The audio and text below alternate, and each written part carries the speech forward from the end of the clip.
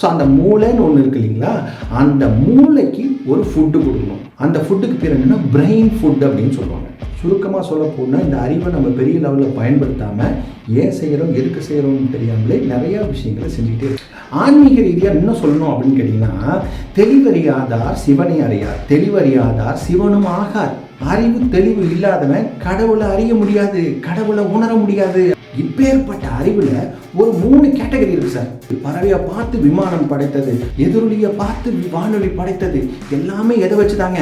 அறிவை பயன்படுத்தி சரியான முறையில் புரிஞ்சுக்கிட்டு சரியான முறையில் உணர்ந்துட்டோம் அப்படின்னா வாழ்க்கை சொர்க்கமாக மாறும். மனித ஜாதிகள் துயரம் யாவுமே மனதினால் வந்த நோயடா அப்படின்ட்டாங்க. ஸோ எல்லா பிரச்சனைகளுக்கும் காரணம் மனம்தான்.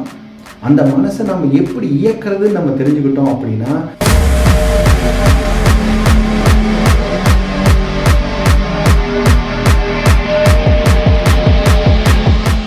கற்றதனால் ஆய பயனின்கொள் வாலறிவன் நற்றார் தொழாரெனின்னு சொல்லி வள்ளுவர் 2000-3000 வருஷத்துக்கு முன்னாடி சொல்லிட்டார்.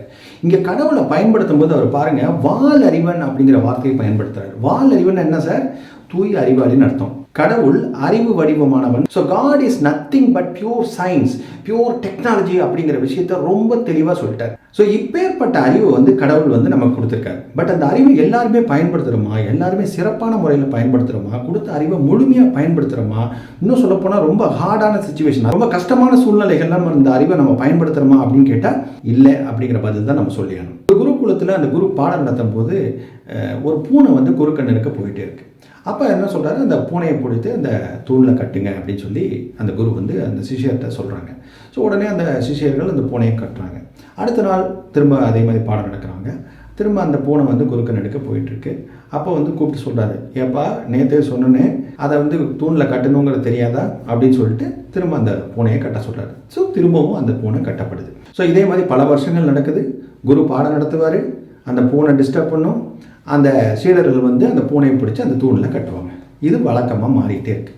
இப்படியே பல வருஷம் ஆயிடுச்சு. அதுக்கப்புறம் அந்த குரு இறந்து போயிடுறாரு. அதுக்கப்புறம் கொஞ்ச நாள் கழித்து அந்த பூனையும் இறந்து போயிடுது. அங்கே இருக்கக்கூடிய சிஷியர்கள் ஒருத்தர் குருவாக மாறி வர்றாரு. புதுசாக வந்த குரு சிஷியர்களை பார்த்து கேட்குறாரு, ஏப்பா பாடம் நடத்தும் போது இந்த தூணில் ஒரு பூனை கட்டப்படணுங்கிறது உங்களுக்கு தெரியாதா? போய் ஒரு பூனையை பிடிச்சி கொண்டு இந்த தூணில் கட்டுங்க அப்படின்னு சொல்லி அந்த விஷயத்தை திரும்ப செய்கிறாங்க. திரும்ப அந்த வழக்கம் தொடருது.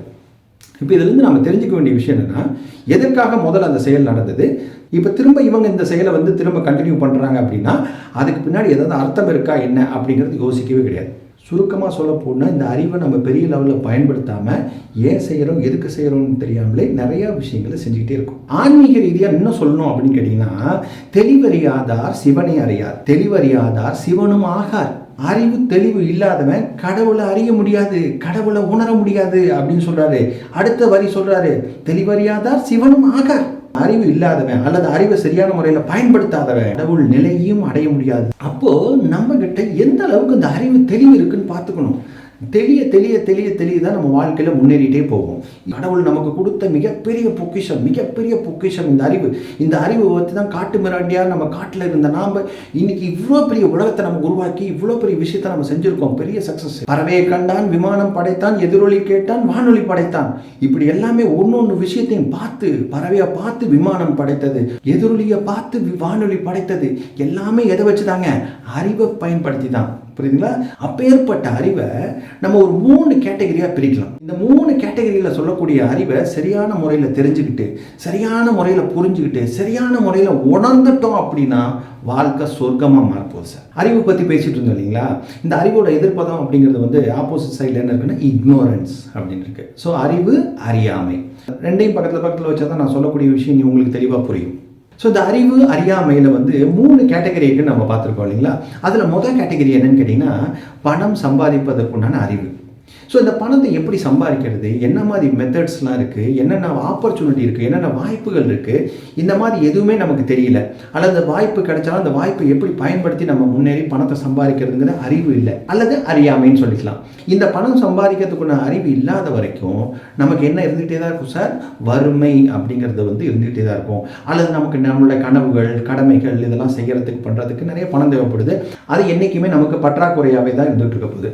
ஸோ என்னைக்கு அந்த பணம் சம்பாதிப்பதற்குண்டான அறிவு நமக்கு வருதோ, என்னைக்கு நமக்கு அந்த பணம் சம்பாதிக்கிறதுக்குண்டான சிறந்த வாய்ப்பை நம்ம வந்து தேடி கண்டுபிடிக்கிறோமோ, அல்லது அந்த வாய்ப்பை தேடி கண்டுபிடிச்சாலும் அதை வந்து எப்படி சிறப்பாக பயன்படுத்துகிறோமோ, அன்னைக்கு தான் நம்மளோட வறுமையிலேருந்து மீண்டு வர முடியும், நம்மளோட பிரச்சனைகளிலிருந்து மீண்டு வர முடியும். ஸோ மொத்தத்தில் ஃபஸ்ட்டு கேட்டகரி என்ன சார்? பணம் சம்பாதிப்பது சம்பந்தப்பட்ட அறிவு, அறியாமை. ரெண்டாவது அறிவு என்னன்னு கேட்டிங்கன்னா உடல் சம்பந்தப்பட்ட அறிவு, ஆரோக்கியம் சம்பந்தப்பட்ட அறிவு. இந்த உடல் சம்பந்தப்பட்ட அறிவும் ஆரோக்கியம் சம்பந்தப்பட்ட அறிவும் நமக்கு இல்லாத வரைக்கும் நமக்கு நோய் தொடர்ந்துக்கிட்டே தான் இருக்கும், அல்லது நோய் கண்டிப்பாக வரப்போகுது. புரியுதுங்களா? உடம்பு ஒரு லிமிட்டு தான் தாங்கும், நம்மளை வந்து எவ்வளோ தான் பொறுத்துக்கும். புரியுதுங்களா?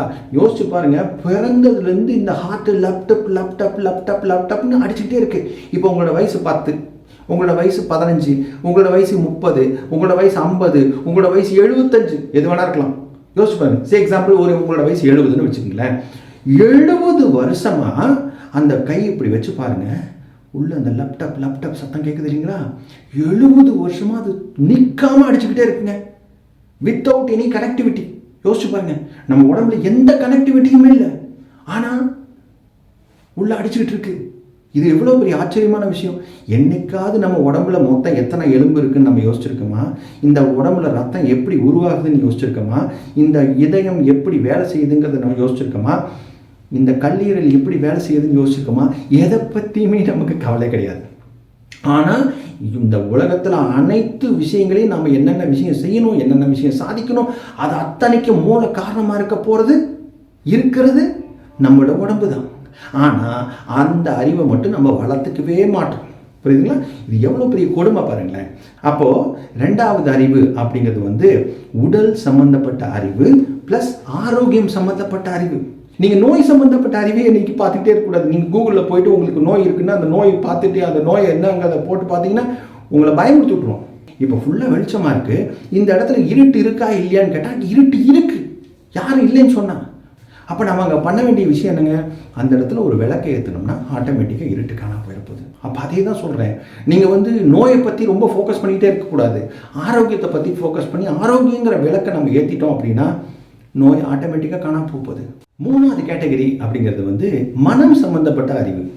இந்த மனம் அப்படிங்கிறது என்ன, ஒவ்வொரு சூழ்நிலையும் இந்த மனம் எப்படி இயங்குது அப்படிங்கிறத நம்ம தெரிஞ்சுக்கிட்டாதான் மனித உறவுகளில் ஏற்படக்கூடிய பிரச்சனைகள், விரிசல்கள் எல்லாத்தையும் நம்ம மீண்டு வர முடியும். புரியுதுங்களா? மனித ஜாதிகள் துயரம் யாவுமே மனதினால் வந்த நோயடா அப்படின்ட்டாங்க. ஸோ எல்லா பிரச்சனைகளுக்கும் காரணம் மனம்தான். புரியுங்களா? அந்த மனசை நம்ம எப்படி இயக்கிறதுன்னு நம்ம தெரிஞ்சுக்கிட்டோம் அப்படின்னா மனிதர்களோட உறவுகளை நம்ம சரியான முறையில் மெயின்டைன் பண்ண முடியும். இன்றைக்கி அவங்ககிட்ட பிரச்சனை, இவங்ககிட்ட பிரச்சனை, அவங்க இப்படி சொல்லிட்டாங்க, இவங்க அப்படி சொல்லிட்டாங்க, எனக்கு அப்படி பிரச்சனை ஆயிடுச்சு, இப்படி வருத்தமாயிடுச்சு, எனக்கு இவ்வளோ கஷ்டப்படுத்திட்டாங்க, புலம்பி தள்ளுறோம். அப்படின்னா எது காரணம் சார்? நம்ம மனதை எப்படி ஆப்ரேட் பண்ணுன்னு தெரியல சார். எனக்கு ரொம்ப ஓவர் டென்ஷன் ஆயிடுச்சு சார். ஏன் டென்ஷன் ஆகிறீங்க? டென்ஷன் ஆகிறோம் அப்படின்னா நம்ம அந்த மனதை எப்படி இயக்கிறதுங்கிறது தெரில. சரிங்களா?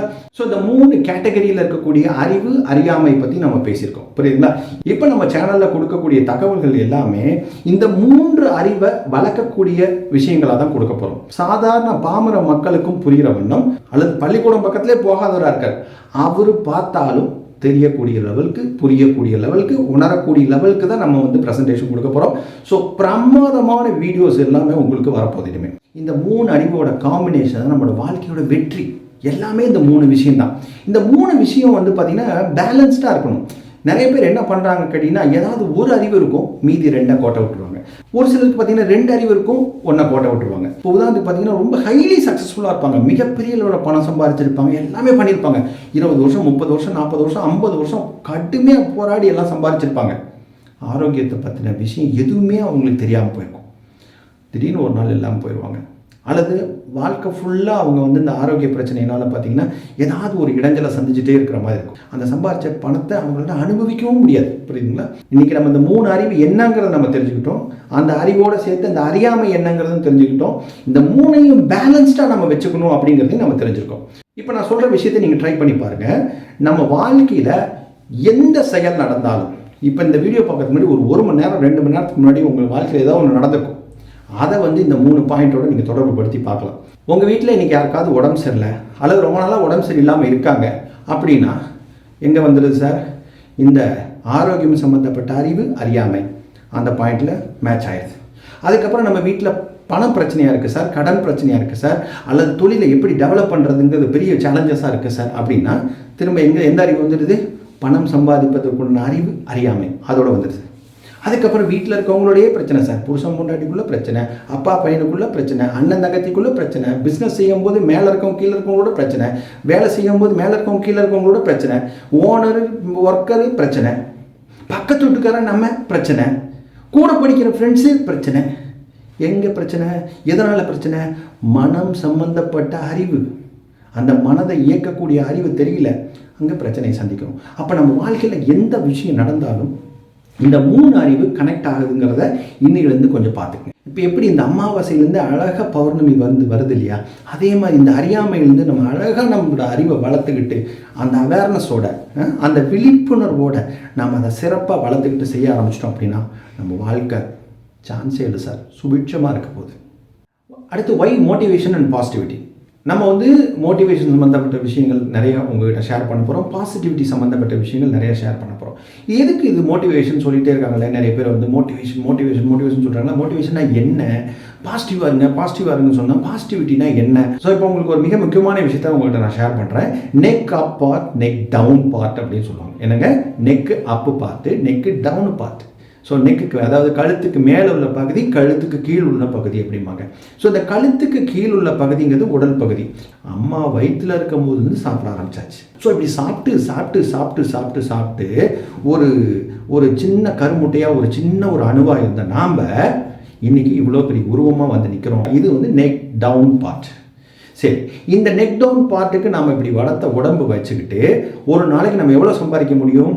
100 ரூபா, 200 ரூபா, 500 ரூபா, 1000 ரூபா, சரி 2000 ரூபா சம்பாதிக்கலாமா அதிகபட்சம்? அப்போது உடல் உழைப்பை மட்டுமே நம்ம பயன்படுத்தி சம்பாதிக்கிறோம் அப்படின்னா அதிகபட்சம் இவ்வளோ தான் சம்பாதிக்க முடியும். அப்போ இன்றைக்கி லட்சக்கணக்கில் கோடிக்கணக்கில் நிறைய பேர் சம்பாதிக்கிறாங்க. அவங்க எதை பயன்படுத்தி சம்பாதிக்கிறாங்க? உடலை பயன்படுத்தியா, அறிவை பயன்படுத்தியா? அறிவை பயன்படுத்தி. ஸோ இந்த அறிவுங்கிறது எங்கே இருக்குன்னா நெக் அப்பார்ட்டில் இருக்குது. இந்த கழுத்துக்கு மேலே இருக்கக்கூடிய மூளைன்னு ஒன்று இருக்குது பார்த்தீங்களா? இருக்குங்க, நிஜமாக இருக்குது. கடவுளோட படைப்பில் என்றைக்கும் மிஸ்டேக்கே கிடையாது. அதாவது வைக்க வேண்டிய இடத்துல கரெக்டாக வச்சு கொடுத்து அனுப்பிச்சிருக்காரு, புரியுதுங்களா? ஸோ அந்த மூளைன்னு ஒன்று இருக்குது இல்லைங்களா, அந்த மூளைக்கு ஒரு ஃபுட்டு கொடுக்கணும். அந்த ஃபுட்டுக்கு பேர் என்னென்னா பிரெயின் ஃபுட் அப்படின்னு சொல்லுவாங்க, புரியுதுங்களா? திரும்பவும் சொல்கிறேன், அந்த ஃபுட்டுக்கு பேர் என்ன சார்? பிரெயின் ஃபுட்டுன்னு சொல்லுவாங்க. அந்த பிரெயின் ஃபுட்டு தான் அந்த மூளை கொடுக்கக்கூடிய உணவு இருக்குது பார்த்தீங்களா, அதுதான் மோட்டிவேஷன் அண்ட் பாசிட்டிவிட்டி, புரியுதுங்களா? அந்த மோட்டிவேஷனையும் பாசிட்டிவிட்டியும், அதாவது ஊக்கத்தையும் அந்த நேர்மறை சிந்தனைகளையும் நம்ம தொடர்ச்சியாக கொடுக்க எப்படி காலையில் ஒரு டிஃபன், மதியம் ஒரு சாப்பாடு, அப்புறம் நைட்டு ஒரு சாப்பாடு, இதுக்கு நடுவில் பார்த்தீங்கன்னா நம்ம ஆளுங்க காலையில் டிஃபனுக்கும் மதியத்துக்கு நடுவில் அங்கே ஒரு bajji, vada, bonda, biscuit, samosa, tea, coffee, இன்னொருத்தர்கிட்ட போய் அவர் சர்பத்து குடிக்கிறாங்கன்னா திரும்ப அங்கே ஒரு சர்பத்து சேர்த்து, புரியுதுங்களா? இதெல்லாம் முடிச்சுட்டு திரும்ப மதியம், அதுக்கப்புறம் சாயந்தரம் திரும்ப அதே வடை, போண்டா, டீ, கட்லெட்டு, இன்னும் என்னென்ன லிஸ்ட் இருக்கோ நீங்கள் பார்த்துங்க. அதே மாதிரி உடம்புக்கு இவ்வளோ விஷயத்தை நம்ம கொடுத்துக்கிட்டே இருக்கோமே, நம்ம மூளைக்குன்னு என்ன கொடுத்தோம் அப்படிங்கிறத நம்ம என்னைக்காவது யோசிச்சு பார்த்துருக்கோமா? நம்ம யோசிச்சே பார்க்கல. நம்ம குழந்தைங்களுக்கு எப்படி இதை சொல்லுவோம்? எப்பா பிரெயின் ஃபுட்டுன்னு ஒன்று இருக்குது, இதெல்லாம் நீ இப்படி ரிசீவ் பண்ணணும், இதெல்லாம் தொடர்ந்து உன் மைண்டுக்கு ரிசீவ் பண்ணிகிட்டே இருந்தால் தான் உன் வாழ்க்கை முன்னேற முடியும் அப்படிங்கிறது எப்படி அவங்களுக்கு சொல்ல முடியும்? ஏன்னா நமக்கே அது தெரியல, நம்மளே அதை ப்ராக்டிஸ் பண்ணல. இப்போ நான் சொல்கிறது கதை இல்லை, நிஜம், புரியுதுங்களா? நான் சொல்வது கதை இல்லை, நிஜம். ஸோ திங்க் அண்ட் க்ரோ ரிச்னு சொல்லிட்டு ஒரு புக் இருக்குது, முடிஞ்சால் வாங்கி படிங்க. நெப்போலியன் ஹில் எழுதுன புக்.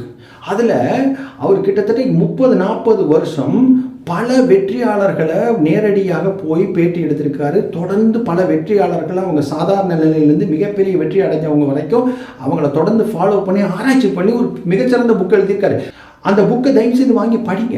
அப்போ தான் நான் சொல்கிறேன், அந்த மோட்டிவேஷன்னா என்ன, பாசிட்டிவிட்டினா என்ன அப்படிங்கிறது தெரியும். ஊக்கப்படுத்துதல், நம்மளையே அப்பப்போ ஊக்கப்படுத்திக்கிறதுனா என்னன்னு அப்போ தான் உங்களுக்கு தெரியும். நமக்கு நாமளே அப்பப்போ பாசிட்டிவான நேர்மறை சிந்தனைகளை தொடர்ந்து கொடுக்கறதோட முக்கியத்துவம் என்ன அப்படிங்கிறது உங்களுக்கு அப்போ தான் தெரியும். ஸோ நீங்கள் எந்த துறையில் எவ்வளோ பெரிய எக்ஸ்பர்ட் ஆகணும்னா இருக்கலாம் சார், நீங்கள் மிகப்பெரிய எக்ஸ்பர்ட்டாக இருக்கலாம். பட் உங்களுக்கு என்ன தேவை? மோட்டிவேஷனுங்கிறது கண்டிப்பாக தேவைப்படும், பாசிட்டிவிட்டிங்கிறது கண்டிப்பாக தேவைப்படும், புரியுதுங்களா? இது எப்படி உங்களுக்கு சொல்லலாம்னா, நீங்கள் ஒரு 1,50,000 லட்சம் ரூபாய்க்கு ஆப்பிள் ஐஃபோன் வாங்கிறீங்க சார். எத்தனை லட்சம் ரூபாய்க்கு? 1,50,000 லட்சம் ரூபாய்க்கு ஆப்பிள் ஐஃபோன் வாங்கிறீங்க. அந்த ஆப்பிள் ஐஃபோனுக்கு சார்ஜ் போடல அப்படின்னா நீங்கள் அந்த 1,50,000 லட்ச ரூபா ஃபோனை சும்மா பேப்பர் வெயிட் மாதிரி தான் வச்சுருக்கணும். புரியுதுங்களா?